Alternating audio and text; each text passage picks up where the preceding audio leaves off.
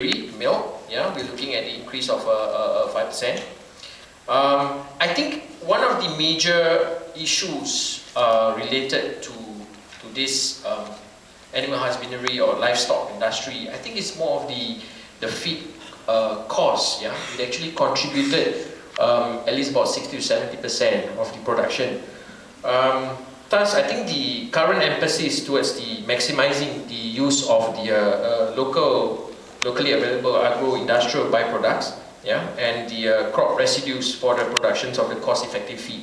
I think that is the main objective here. I realize I've been in the industry, I think it's only about 2 years. I noticed in the industry itself, I think a lot of people, a lot of farmers actually somehow overlook, or even projects that's in hand, they somehow overlook in the developments of having this quality feed. Yeah, majority of them, you know, in the market, if you look at it, they just take any feed in the market which they do not understand the required nutritional values of the product itself. I think this is one of the major challenges. Later I'll elaborate furthermore. I think the utilization of the local feed resources is highly dependent on the supply of the agro-industrial byproduct or crops residues from the oil palm and rice industries. These are majority used by the ruminant industry. In order to encourage a sustainable ruminant industry in Malaysia, I guess the local feed production has to be maximized and I think strengthened.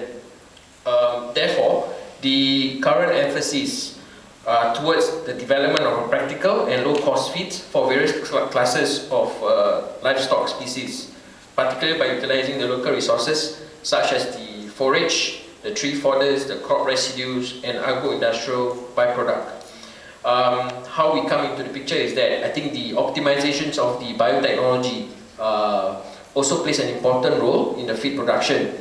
And that is where ourselves, Agrifeed, a bio-nexus company, yeah, the leading player in the local ruminant feed industry, we jointly work with Maditech and Madi in the developments and implementation to support the local livestock, particularly in the ruminant industry.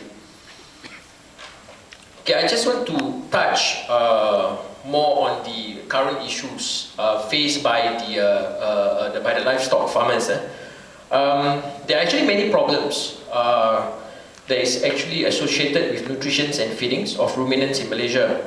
I think most of the issues are related to high cost of feeding, and especially the ignorance of some of the farmers, generally the smaller farmers with regards to feeding systems and the need of quality feed.